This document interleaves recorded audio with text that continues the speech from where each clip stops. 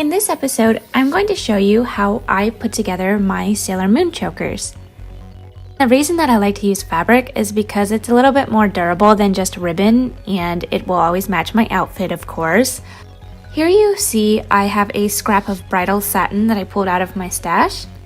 I'm going to make sure I align the grain so that I am cutting a piece on the 45-degree angle, or the bias line of the fabric. By cutting it on the bias, it will give a little more flexibility to the choker when I'm wearing it, so it will be more comfortable. It will also help it lay smoother and contour better to my neck.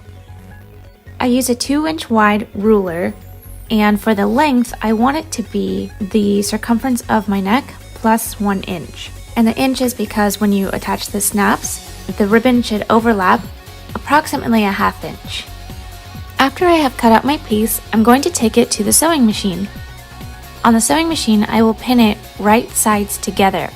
Whichever side of the fabric that you're using, just make sure it's consistent with your collar and your skirt or whatever you want it to match, because we're going to be flipping it the right side out later on.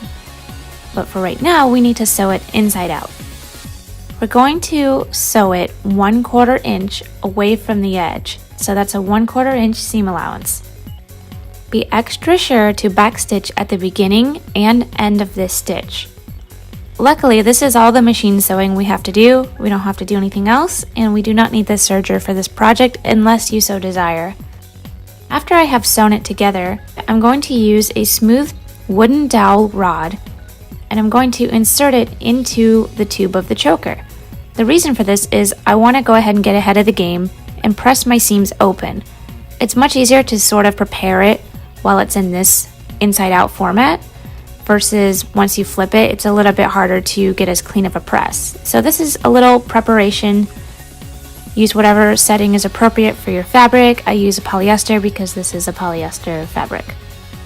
Once I have pressed the seams open, and again, it doesn't have to be super sharp, just as long as they wing apart from each other, I'm going to use a loop turner to turn the tube of the fabric right side out. If you don't know what a loop turner is, it's exactly just that. They cost about $3. If you don't have one, highly recommend getting one. It is a lifesaver. I've had this for years, and this is how I make all my chokers, my ribbons, my string for bikini and swimsuit cosplays, anything of that nature. This will help you turn those very difficult projects that are too small to be done with your fingers.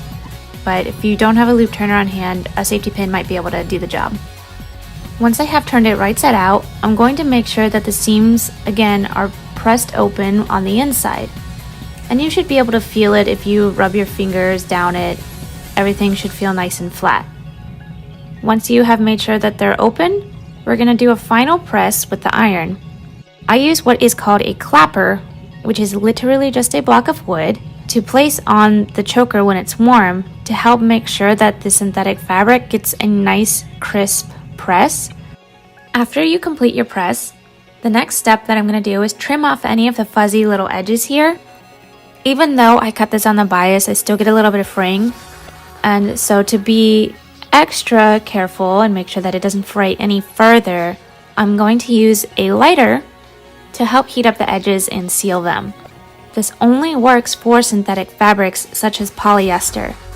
You can also use a product called Fray Check, which is essentially glue that will help seal your edges. Once you have sealed the edges, that's pretty much all you need to do for the actual construction of the fabric part.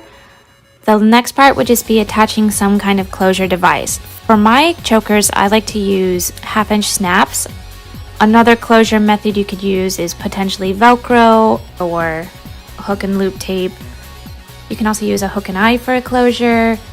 Another closure device that I really like using are those little clamp things for ribbon chokers, which you can get in the jewelry section of most craft stores.